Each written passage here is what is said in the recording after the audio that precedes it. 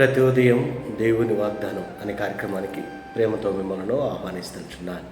ఈ ఉదయకాల సమయంలో దేవుడు మన కొరకు ఏర్పాటు చేసినటువంటి వాక్యవాదము అపోస్తలుడైన పౌలు హెబ్రీయులకు రాసినటువంటి పత్రిక 11వ అధ్యాయము 6వ వచనాన్ని ధ్యానించుకుందాం. అపోస్తలుడైన పౌలు హెబ్రీయులకు రాసినటువంటి పత్రిక 11వ అధ్యాయము 6వ వచనాన్ని ధ్యానించుకుందాం.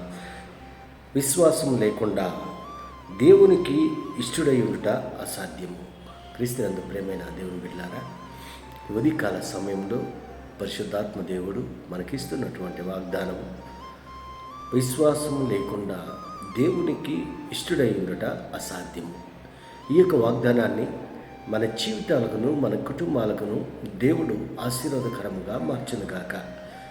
ఈ యొక్క మాటల్లోని అంతరార్థాన్ని, ఆత్మీయ సత్యాలను మనం గ్రహించినట్లయితే, అపోస్తలుడైన పౌలు హెబ్రీలో ఉన్నటువంటి సంఘానికి, విశ్వాసులకి ఈ యొక్క పత్రికను రాస్తూ ఈ యొక్క మాటలు మాట్లాడుతూ ఉంటున్నాడు. ఇక్కడ ప్రాముఖ్యమైనటువంటి అంశము మాట మనం గమనించినట్లయితే విశ్వాసము అనగా దేవుని నమ్మటం, దేవుని యొక్క వాక్యాన్ని నమ్మటం.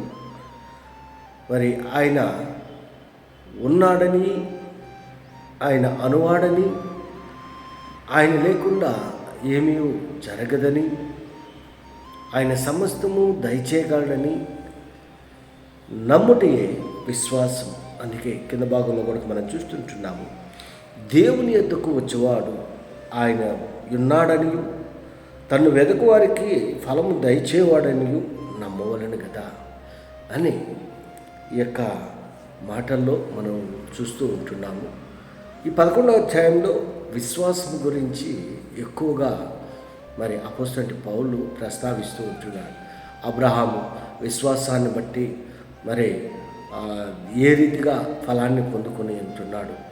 దేవుని యందు విశ్వాసం ఉంచడం వలన కలిగేటువంటి కార్యాలను ఈ యొక్క 11వ అధ్యాయంలో మనం చూస్తుంటున్నాం. మోషే దేవుని యందు నమ్మిక ఉంచాడు, దేవుని యందు విశ్వాసం ఉంచాడు, ఏ రీతిగా ఆశీర్వదింపబడ్డాడు. అదే రీతిగా నోహు దేవుని యందు నమ్మిక ఉంచాడు, విశ్వాసంతో ముందుకు నడిచినట్లుగా మనం చూస్తుంటున్నాం. ఏ రీతిగా ఆశీర్వదింపబడ్డాడు నోహు జీవితంలో నుంచి కూడా ఇక్కడ చెప్పబడి ఉంటున్నది. క్రీస్తునందు ప్రియమైన దేవుని బిడ్డలారా, పరిశుద్ధ బైబిల్ గ్రంథంలో అనేక మంది విశ్వాసం గురించి మనం చూస్తూ ఉంటున్నాము. మనము మన ఆత్మీయ జీవితము, మన వ్యక్తిగత జీవితము, మన కుటుంబ జీవితము, విశ్వాసము, దేవుని పట్ల విశ్వాసము ఏ రీతిగా ఉంటుంది, దేవుణ్ణి మనం నమ్మినప్పుడు, దేవుని యందు విశ్వాసం ఉంచినప్పుడు మనం ఏ రీతిగా ఆశీర్వదింపబడ్డాము, ఏ రీతిగా అభివృద్ధి అయ్యాము అనేది మనం ఆలోచించుకోవాలి. దేవుని నమ్ముట అనేది ప్రాముఖ్యమైనటువంటి మాటగా, ప్రాముఖ్యమైనటువంటి అంశంగా మనం చూస్తాం. నమ్ముటని వలనైతే నమ్మువానికి సమస్తము సాధ్యమని దేవుని యొక్క వాక్యంలో మనం చూస్తూ ఉంటున్నాం. అంత మాత్రమే కాదు, నీతిమంతుడు విశ్వాస మూలముగా జీవించును అనే దేవుని యొక్క వాక్యంలో మనం చూస్తుంటున్నాం. ఇక్కడ మనం గమనించినట్లయితే అనేక విషయాలను మనము ఇక్కడ అపోస్తలుడైన పౌలు ప్రస్తావిస్తున్న అబ్రహాము యొక్క విశ్వాసము ఏ రీతిగా శోధింపబడిన తర్వాత 17వ వచనంలో అబ్రహాము శోధింపబడి విశ్వాసమును బట్టి ఇస్సాకును బలిగా అర్పించును. ఎవడో ఆ వాగ్దానమును సంతోషంతో అంగీకరించుదునో ఇస్సాకు వలననేది నీ సంతానం అనబడును అని ఎవరితో చెప్పబడినో ఆ అబ్రహాము మృతులను సహితము లేపుటకు దేవుడు శక్తిమంతుడని ఎంచినవాడై తన ఏక కుమారుని అర్పించి ఉపమాన రూపముగా తనని మృతుల నుండి మరలా పొందెను.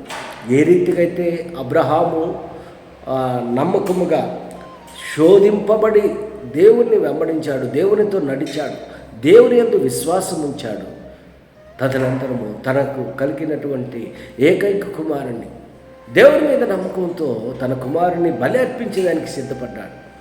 దాన్ని బట్టి శోధింపబడి కొడుక విశ్వాసాన్ని తన విశ్వాసాన్ని కాపాడుకున్నట్లుగా మనం చూస్తుంటున్నాం.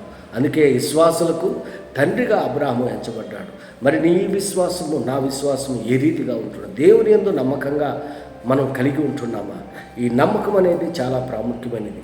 దేవుడు నమ్మినటువంటి బిడ్డలుగా దేవుడు మరి నిన్ను నన్ను ఎన్నుకొని ఉంటున్నాడు.